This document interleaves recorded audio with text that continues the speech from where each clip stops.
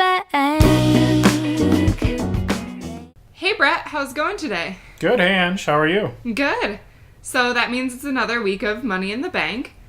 We've kind of taken a few weeks off here, but I promise we are going to be back and we're going to be really consistent now, right? Uh-huh, fingers crossed. Fingers crossed. We have a good lineup. We should be good to go. All right, but I did not forget about the trivia question. So are you ready? Oh, can't we just not do this? No. So, what percentage of millennials have nothing saved for retirement? Since a lot of them are still in school. No, most millennials really aren't in school that's true. anymore. A lot of them are. The range for millennials is ridiculous. Now there's the Tide Pod generation coming in behind them. Oh yeah, that's not even millennials anymore. That's not millennials anymore. Is that their official name? We are not the Tide Pod generation. I don't know what their name is, but hey, we didn't eat Tide Pods, so that's good. All right. All right. Some of them are still in school. A lot of them are not. So some of them are older than us as well, right? Yeah. So I think in general it's like, and don't quote me on this, but it's probably like age 24-ish to 35-ish. Okay. Ish range. Probably like, let's say 40% then. Probably don't really have much saved for retirement. Yeah, so 66% of millennials have nothing saved for retirement, which is alarming to me because most millennials are, if they're still in school, it's more like a grad school, but I mean, I would definitely say at this point more than a third of millennials are definitely out of school with that age range. And, right. Once you hit 30, you should really definitely be saving for retirement. I actually teach a financial literacy class at the Boys and Girls Club, and I tell those kids, start as early as possible. So I had a friend who, when he was even working when he was 18, he could set up a IRA or a 401k through work, and he was just working at a local grocery store, and they had that option available for him, so he started doing it. And I encourage everybody, even if you can only put in $10 a paycheck, it is worth it because of compound interest. Right, yeah, definitely at that age, get as much money in the bank as you can, and then, if you need play money later, then work for that later. Yeah. It's not worth as much. A fun thing I saw recently was if from age 20 to age 27, you contributed $200 a month, and then you stopped contributing to your retirement, you would still be over a millionaire by the time you hit age 65. $1.8 million. Just for contributing for 8 years. Wow. So, yeah. Anyways, that's my spiel. Compound interest is your friend. If you are a millennial and you are listening to our podcast and you have not started saving for retirement, I'm going to need you to go right now and figure out how to start. Whether if your boss has, if your company has a 401k, do that. If they don't, open an IRA, because it took you this long that, whatever, you can't change the past, but you can start right now, right this second. So go. Okay. Right. And IRAs are easy. I started one of those when I was 16, I think, when I opened my first one, just at the bank, whatever. It took 10 minutes. Yeah, exactly. All right. So, do you know what the subject matter is today, Brett? No. You have the itinerary, I think. So, it's going to be how to choose a financial planner. Okay. Now I'm going to need your help on this one because I have a very short answer to this, and I'm going to need you to help me probe into a long answer. So this one for me is easy because just go to my dad. Yeah, your dad definitely has been managing people's finances for quite some time, right? Yeah, and so, growing up with a dad as a financial planner, I've never really had to ask myself this question because whenever I need a financial planner, I just call my dad and he takes me out to breakfast and we chat about things and it's good. But luckily that also means I know a lot about financial planning because I grew up with a dad who was very willing to share with me the ins and outs of his industry.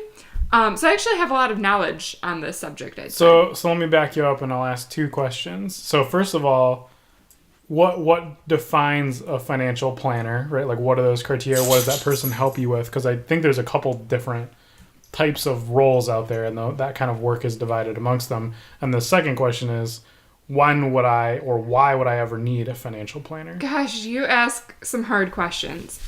So even within the realm of a financial planner, different ones might do different things. They might be looking for totally different clients.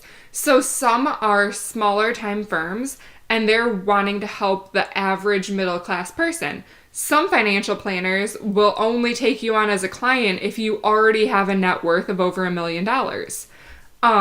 So it's kind of hard to, pin down exactly what a financial planner is, but in general, they're somebody who will overall look at your big picture and help figure out what blend of investments and life insurance or annuities you might need to, successfully fulfill your financial goals. And they help you figure out kind of what those goals are. Exactly. But a lot of times, so let me back up a step too. So there's a couple different ways financial planners make their money. And let's be real, everybody needs to get paid, right? So I think sometimes this is kind of a taboo subject and people kind of get upset about how financial planners make money. I know this has been like a huge thing in government regulations lately, which is why I bring that up. But realistically, so to be a financial planner, you have to take a series of exams. So these are highly qualified individuals that are, doing a job. So they do need to be compensated. Nobody can work for free. Just like you need to be a qualified CPA in order to do tax attorney work, right? He has to pass similar exams to do financial planning. Correct. So there's a couple different ways financial planners can get paid. So some will charge you a flat rate, and they will say, when you come in, it's $500 to meet with me, and we're going to go over your plan.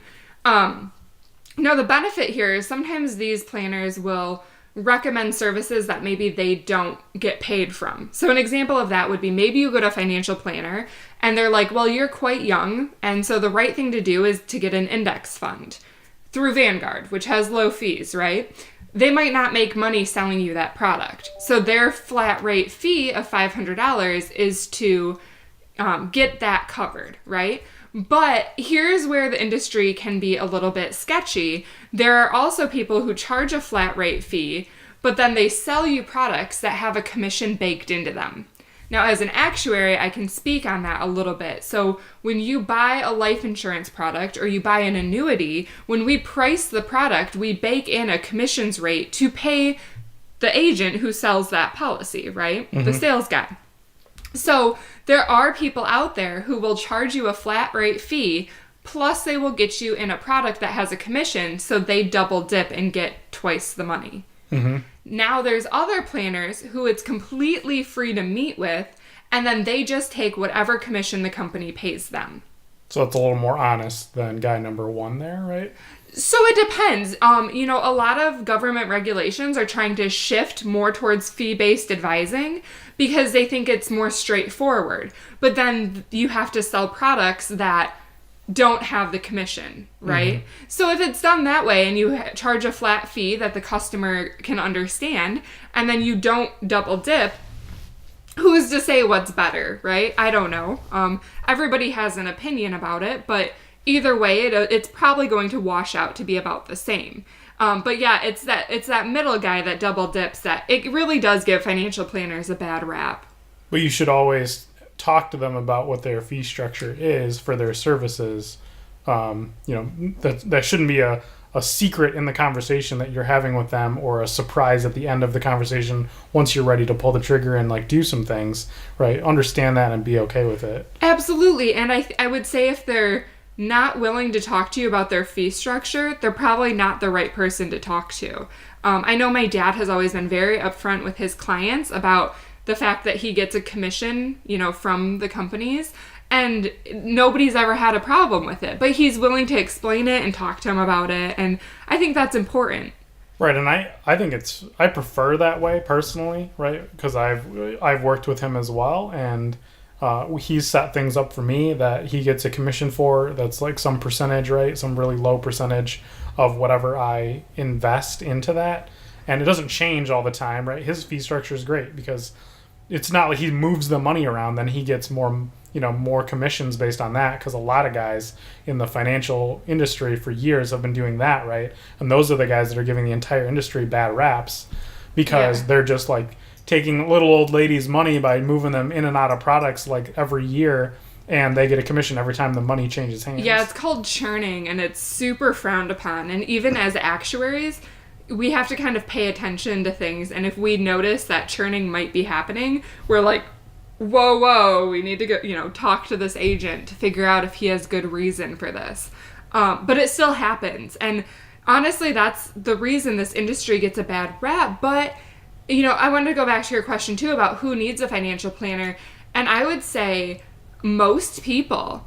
I think the beauty of, and so there are a couple different terms here. So financial planner, there's also another industry coming out called financial coaching. Okay. And that's more, let's say you have a lot of debt, or you're just like really in over your head and you don't understand credit cards, or you don't understand the path to get a house. A financial coach might help walk you through these big life milestones, where a financial planner is going to be a little bit more focused on, okay, now you're finally starting to have some assets. How can we structure them to benefit you the most? A financial planner is who you're going to want to go to if you need life insurance, which most people at least should, especially if you have kids or if you have a house, look into getting at least a term policy, to cover the decreasing term on your mortgage. Or, if you have kids and you want to make sure you have some extra coverage while they're young in case something were to happen to you, grab some term insurance. I also think whole life, we've talked about before, that can be a really great tool for everybody to have a little bit of whole life, because there's a lot of really creative things that you can do with it, once you get closer to end of life, even before you die. So, those are some of the things you would go to a financial planner for. You would also go to them, let's say you have a lump sum of money and you're about to retire and you are concerned about trying to figure out how to have a guaranteed stream of income coming in to, last you from when you retire to when you die. That's a huge problem facing baby boomers right now. It's, they have these 401k cash outs and they're like, what do? I have $500,000. How do I structure this to last me the rest of my life? Right, and we have personally talked to several people now that have been close to retirement age or in retirement age, and they thought they had done the calculations correctly for what they needed for the rest of their life, and that was not the case, right? And they will run out of money by this day based on what they have right now, assuming that they're going to continue spending how they're spending right now in retirement. And so I think that's a great use case for somebody that should just double check with a financial planner to say you're on track or you're not even close. Right. Well, and I would take that a step further to even if you're in your 40s and 50s and trying to figure out if you're on track to save for retirement or not on track, meeting with a financial planner, they might be able to walk you through, like, here's where you should get your savings to, and here's, some different tools you can use to get there. And so, the first time that I went to a financial planner that wasn't my dad was when I was 19 years old. And it's because I wanted to invest in mutual funds. But at 19, I wasn't comfortable figuring that out on my own. So I went to a financial planner. My dad at that time didn't have his Series 7, which he does now, but you need that to sell investments. A different license or a different test. So there's all sorts of different license, but you need your Series 7 to sell investments. So, I went to a different guy, and he was very upfront, again, about his, commission structure, but he helped me, based on my risk tolerance, he helped me build a portfolio of mutual funds that fit my specific requirements. And this was super helpful for me at that age because, like I said, I didn't, I knew I wanted to put my money into the market, but I didn't really know what that meant. So sometimes they can be really helpful for something like that. Now, I will say, so if you go to a financial planner in that capacity, your expense to them, you're probably going to pay about 0.75% of a commission.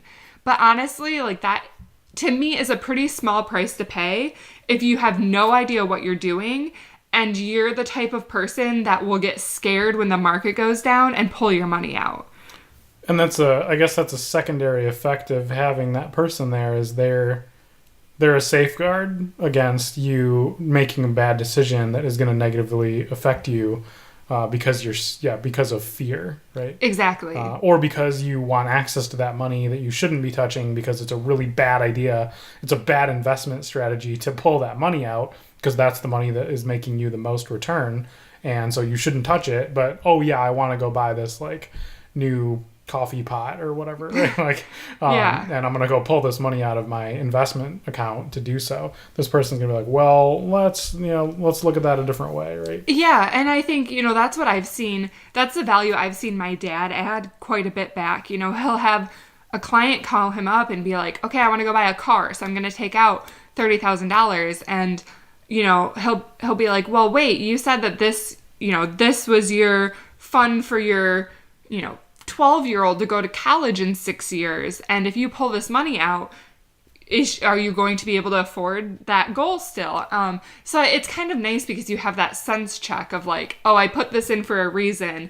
And that doesn't mean, I don't want to scare anybody. That doesn't mean that they won't give you access to your money, but it just means that if it goes off of the plan that you originally set, they will kind of ask you a few follow-up questions to be like, are you sure you want me to initiate this withdrawal? Which I think is a really good thing for a lot of people. Mm-hmm. But, so I wanted to throw that out there because, a lot of times on this podcast, we talk about Vanguard and getting index funds through Vanguard, which is, very low expense ratio. And it's quite easy. We just go with the S&P index fund. And, even Warren Buffett said that that's his advice. Warren Buffett actually doesn't even recommend his own fund. He recommends people invest in index funds, which is hilarious, right? And it's even funnier because he consistently beats these index funds, but he's like, I understand that I'm a statistical outlier. So it's kind of funny, but maybe just weird investment humor to me. I don't know. I think, but that's another thing. So we do talk about Vanguard funds a lot, and, we go with them. Personally, I am right now because, well, one, for diversification, because we've already invested money in, different funds through financial planners. And so why not pick some other funds and get some diversification?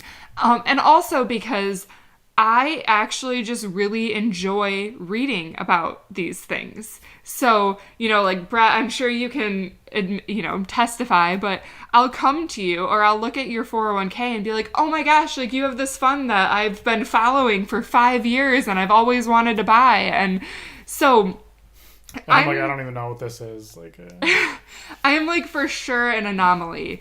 And so for me, it's kind of fun. It's my hobby. To invest in some of this stuff on my own. For a lot of people, that's not their hobby. So why not, sometimes it's worth it to pay an expert to have their help doing this. Because this is, right, and this is one of the areas, and I'm a stickler for, like, not paying people for services, right? Like, most of the time I'm very frugal about where I spend my money, right? Or I'm afraid of being taken advantage of by people when I don't know the area of what they're talking about is. This is one area where if you have somebody that is recommended to you or that they're a trusted advisor, obviously your dad is very good at this. He's extremely good at this. He's flown all over the country to give presentations because he's one of the best in the country about it, good at this. And he's super trustworthy. So it's extremely value add because his advice is going to make you money. Right. It is going to absolutely make your future better than what you're doing right now because there's like 100% chance that you're not doing everything in the most optimal way. Right. And he's got a lot of experience across a lot of people in probably similar situations to what you're experiencing. So, right, he has a lot of influence over the right decision making. Right. And so, yeah, kind of going back on that note, I really want to try to answer this question very well in an unbiased way. So another thing I wanted to bring up is, there's different types of agents. So there's captive agents and independent agents. And a captive agent is one that works for one company and they are completely compensated by that company. And a lot of times they still work off of commissions, but they can only sell that specific company's product line. Independent agents can compare like 20 different companies or more. They work with a lot of different companies and they can sell any of those products. So I also recommend finding an independent agent because, this is something I've learned after living with a financial planner for so many years is usually a company will have, a certain product that is beneficial to a certain situation, but it'll cost more for, maybe they're specifically targeting, 50-year-olds with this amount of money, right? And so if you fall out of that category, their product is just going to cost you more money. Where if you go to an independent agent, they can be like, okay, given your portfolio, I can plug it in and get quotes from 20 different companies and find you the exact best product for you. Right, and we've talked about this before with using insurance brokers also. Similar approach. They have a million different products that they can get access to depending on where their brokerage firm, works with. So comparing multiple brokerage firms, they get access to a much broader portfolio of products. One of those is going to be great for you, opposed to just going to one company and only looking at the couple products they have. You've already lost before you even get started, right? Right. So this is on the financial side of things, the investment side of things, the insurance side of things. Right? The financial planner has access to a lot of these different products, is what you're talking about. Exactly. Yeah. So, well, let's see. Do you have any other questions about how you go about finding one, or should I try to recap some of what I've said and we can? So if you have a good tip about that would be my biggest concern. Is I don't know how to find somebody or vet somebody that is credible, right? How do I find somebody that is like not just gonna take $500 from me for an initial session or whatever, and what should that cost, I guess? And just run away with the money, I guess. Yeah, so, this is where it can be a little bit difficult. So I would recommend, Google is your friend. So I would recommend, pull up a few in your area and give them all a call and see what, I know from experience, like my dad's initial meeting is free. He just wants to get to know you, get to know what your picture is, and see how he can help you. Where if you go to a fee-based person, it's probably going, even your first session will cost you money. But, check out their website. See, like, do they just charge a fee and do they sell products that really don't have a commission? Or are they double dipping? Because a lot of those guys are.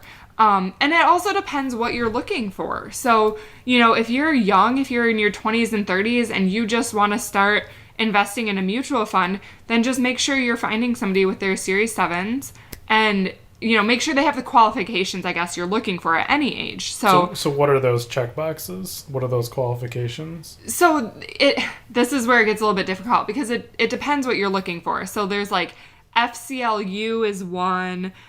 There's all these different letters, but I would really just recommend like finding some and then, just Google what those letters mean and see like, is this the one for investments? Is this the one for life insurance? Because there's a lot of different ones and, even for life insurance, there's a couple different ones you can get. So I don't want to sit here and say you have to have these designations. And it's not an industry norm to like have like a kind of review service, or do these guys all have Facebook pages? Or a lot of these guys have Facebook pages. A lot of them probably have Google, websites too, or Google reviews. So, but I think the big thing is hop on, narrow it down to like 3 or just pick 3 and then, message them, see what it would take to get an initial meeting with them. And, a lot of times on their website too, you can get a feel for if they're looking more to target high wealth individuals or if they're looking to target middle class. And, depending on where you fall in life, you definitely prioritize looking for the one that fits your needs. So, I don't have a cookie cutter answer because honestly, you do still have to put a lot of research into this. But the big thing is make sure you feel like it's a good fit, because if you walk into a conversation with somebody and you're like, I feel like they're kind of trying to rip me off, then you're never going to be comfortable trusting them with your money. Right. If they're trying to sell you something before they've sat down with you and talked about what your roadmap is going to be and what that looks like, then that would make me feel uncomfortable, right? And I would probably want to back out of that situation. Mm-hmm. Yep. Yeah, so I mean, I would just find somebody who's willing to sit down and talk about your goals first before they even try to sell you a product, right? So there's a lot of value add that these guys can have, but definitely be choosy and, don't be afraid to meet with somebody and be like, hey, they weren't the right fit for me, and not move forward with them. I'm sure that's never a fun thing to do, but it's definitely worth it in this scenario. So, the big thing is just make sure, when you're looking at their websites, they have things listed that you want, because there are some guys that are only licensed to sell life insurance. So if you're looking to get investments and you talk to somebody who can't sell you investments, then that's not a good fit, right? Right. So definitely just it's a little bit hard. You kind of have to do a lot of research, but it's really worth it. Honestly, word of mouth is probably the best thing you can do. Just start asking your friends, like, hey, do you know of a good financial planner in the area? Because you'd be surprised. A lot of people actually do use them and could easily point you in the right direction. I mean, yeah. I mean, your dad is one of the busiest people I know, so somebody's using them. Yeah. Yeah. Exactly. Well, and a lot of times, so, maybe you already have like a mortgage broker you like, or maybe you have a real estate agent you like. Ask them, because a lot of these people go to business networking groups together. Like our real estate agent and our mortgage guy and my dad all actually are in the same business networking group. And our attorney. And our contractor. But yeah, so sometimes, through these channels, you can find really good people too. Mm-hmm. So ask people in the business, yep. Or ask other people with a lot of money, what do they do? Yeah. Who do they use? And so let me circle back to the second question then, is the way you've kind of described a financial planner seems to cover a lot of the bases. So then what does a coach do? Yeah, so a coach is more before you get to the step where you're ready for a financial planner. So that's kind of when you're maybe in a lot of debt, or, you haven't really started saving any money yet. And so, if you don't have an emergency fund, then you can't even really think about your midterm or long-term money, right? Mm-hmm. So really a financial coach is to help get you on track from the get-go. So, but I guess not necessarily, not from the get-go as an age thing, but more as a financial perspective. So it doesn't matter if you're 20, 30, 40, 50, 60, if you have some stuff that needs to be smoothed out, a lot of financial coaches work in a very different way. They're not going to sell you a product at all. Most of them cannot refer investments. They don't have the certifications that a financial planner has, right? Okay. What they're going to do is sit down with you and get an idea of where your current financial picture is and what your budget looks like, and help you figure out how to optimize that to accomplish your shorter term financial goals of getting out of debt or starting to save money. So that, and then you, in a way, you kind of like graduate and go up to a financial planner. So this is a little bit different target audience. This is more for the people who, have a harder time staying on track with their budgets. Then you have right? So you kind of think of it that way, like you hire a coach to help mentor you and advise you and keep you on track, right? Mm-hmm. This isn't really for the people who have always been good with money, or, have a plan to pay stuff down. This is more, your budget's kind of been going rogue and you need somebody to help you rein it in. Right. If you are in a lot of debt and it's been that way for years and you want to start saving, or you want to start having kids, or right, how do you make a life change here? Or if you find yourself not being able to get above water, and maybe you have a good job but you're not saving money year over year, you feel like you're spending more money than you're bringing in still, right? Somebody that can help you like get some of those things on track and maybe cut out some of the inefficiencies in your life to put you ahead long term. Exactly. Okay, yeah. Cool. So how do I find that person then? That sounds like it would be more beneficial for a lot of listeners maybe. Yeah, so this is definitely a newer market on the scene. So, if you Google financial coach, you might not have one in your area yet. So it depends on what your comfort level is. If you're willing to work online, then, you can find one maybe in a different part of the States and work with them. Or again, ask around, ask networking groups. A lot of what I find lately is on Facebook, asking through like different networking groups on there. So you might be able to find like a local person doing it that way. But if you're looking to find one online, this is where it definitely pays to shop around and email and ask questions, because these fees range like crazy. Some people are charging like $200 for a package. Some people are charging $2,000 for a package. Is the person charging $200 bringing you that much less value than the person charging $2,000? My guess is no. It really just depends. So I would just really pay attention to the fee, ask questions, ask what value they can bring you, and don't be afraid to ask, because they don't have the same professional designation or qualification. So don't be afraid to ask, like, why should I trust you? Or what do you have?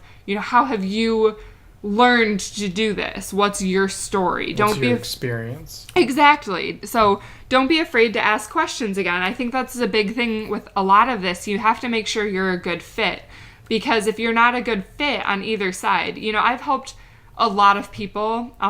I wouldn't say I've been a financial coach, but in a way, with my immediate friends, I have been. I've helped a lot of people budget. I've helped a lot of people set goals to save for houses or pay off debt. And there are definitely people that we just don't mesh well, because I'll set a budget for them and they're just like, oh, I just couldn't do it because I had to buy a new pair of shoes. And I'm like, are you kidding me? Like, your shoes are more important than paying off this credit card debt that's earning interest at almost 30%.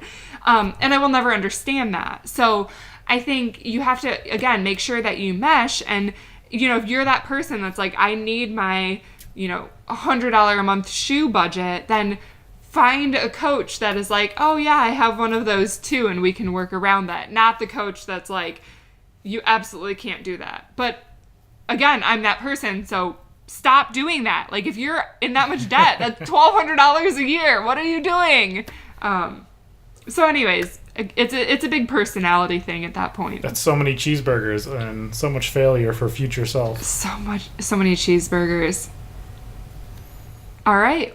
Well, did I wrap it up pretty well, or? I think so. I think we covered the bases of who is a financial planner, how do you go about finding one, the fee structuring and kind of what that looks like, the value add. I even think if you're going to work with somebody that has an upfront fee of a couple $100, it's probably still worth it, right? That's a scary upfront investment for working with somebody that you aren't familiar with and aren't familiar with what they're going to do, and you can't see the intrinsic value of what they're going to do for you, but that information is valuable over time, and they can very, very easily save you a couple $100 in maybe even the first couple months, depending on what your situation looks like, right?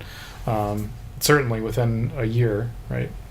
And if you find out that that's not the case, then maybe you should look for somebody else, right? Yeah. But you also have to be willing. Like, you can't just be like, I'm going to pay this person $200 and they're magically going to get me out of debt. Right. It's like, I'm going to pay them $200 and then I'm also going to be part of the team and, get this knocked out. Right. And by the time you go to a financial planner, if you're doing a fee-based one and paying, $500 for that initial meeting or $1,000 or whatever it may be, it needs to be the same situation of like, you're not just going to go to them and then magically have a great retirement. It's like, you're going to go to them and they're going to give you advice and a plan, but you have to follow it. Right. And it's no different if you were going to like football summer camp and they told you to run a mile every day and you didn't run a mile ever the entire camp. And by the end of the season, you couldn't keep up with the rest of the guys, whose fault was that, right? So you paid for this camp and you didn't get anything out of it because you didn't put anything into it and you didn't listen, right? So exactly. You got to listen. You got to be part of the team. You got to put the money where they tell you to put it, or get the investments where they tell you to invest it. But you got to make sure you understand and you agree with those strategies too. Just don't take blind faith. Exactly. And if you go to a planner and they are every year coming back to you and saying, "Oh, we're going to change your life insurance or we're going to change your annuity," no, leave them. That's a mistake. And, another thing, I think annuities are something that have a lot of confusion. So ask questions. Make sure that you are buying what you think you're buying, because some annuities, they're life certain, right? So if you die, there's nothing anymore. And then there's some that have a guaranteed death benefit on them. So if you die, then it pays out a death benefit to your heirs. But I think not knowing that can cause some friction, because let's say you get an annuity when you're 74, just throwing that out there, right? And you expect, and it's going to pay you for the rest of your life. Well, then let's say at 77, 3 years into it, you get hit by a bus, right? Well, if you just put, let's say $250,000 nest egg into that annuity, and it only paid you out for 3 years, and then you died, your family is probably going to be like, where did the rest of that money go? But if you didn't get any sort of guaranteed benefit, or even like a return of premium on it, they're not going to get any money back. So make sure you're asking these questions, because otherwise you're sold something that really the product is working as it was intended to, but maybe you just didn't understand what you were buying. And this is where a financial planner should really be adding a lot of value to be able to explain this to you. Right, because half of what you just said was like super confusing. So definitely ask the what if scenarios of, if you're getting an annuity, like what happens if I die early? Like what happens if I miss a payment? What happens? Ask all those things, and there's usually settings on that annuity in some way where you can turn stuff on and off. Yeah. And it might change what it costs overall, but that and those settings may be different based on what company provides you with the annuity rate. And we always describe it as a cafeteria plan. So think of the annuity as the tray, right? Because everybody gets an annuity, but then you can put on mashed potatoes, or you could put on turkey, or you could get that snack pack. But maybe you don't want the turkey, so you put it back and you just keep the snack pack. These are kind of all the different riders or features that you can turn on and off. But it's important to know what you're getting, because, there's fixed annuities, there's variable annuities, and then there's fixed indexed annuities. So some of them you can earn money kind of in relation to the market, and some of them are just a fixed rate. And then, the fixed index ones, they're kind of a blend of like you can earn money, but then there's a guaranteed rate that it won't fall below. And so, again, there's a lot of different things there, but just the main idea is make sure you find somebody that you're willing to ask questions to, because otherwise you're going to be upset or disappointed if things don't work out as you thought they might. Right, and especially take advantage if you are going to pay somebody for this, whether it's an upfront cost, which a lot of people are moving to that model, so it's not uncommon, or they get the commission-based fees, right? You're still paying them either way. Learn something from the process, right? Take something out of it. Learn about the annuities. Learn what you're buying. Ideally before you buy it, but certainly as you have it and as you watch this thing, or as it's a part of your family now, if you buy an annuity or anything else, right, in the entire financial stack, learn what it is, how it works, whether it makes sense for you to adjust it or whatever, right? But just don't just buy something and just like lock it in a safe somewhere and say, well, I got it if this happens, and then just tell your attorney about it and put it in the will and close the door. Try and figure it out, and you'll learn about that a little bit, and you got what you paid for. Exactly. All right. Well, I think we answered that pretty well. So if you have any follow-up questions, feel free to reach out to us and let us know, and we will drop our contact information in. All right. Thanks, guys. Hey guys, thanks for tuning in to this week's episode of Money in the Bank. Make sure to subscribe to us on the iTunes or Stitcher app so that you get weekly alerts every time we post a podcast. Or if you want, you can visit my website, moneyinthebankpodcast.com. And if you want to reach out with any questions or further comments, please email me at Angie@moneyinthebankpodcast.com. I look forward to hearing from you. Money in the bank.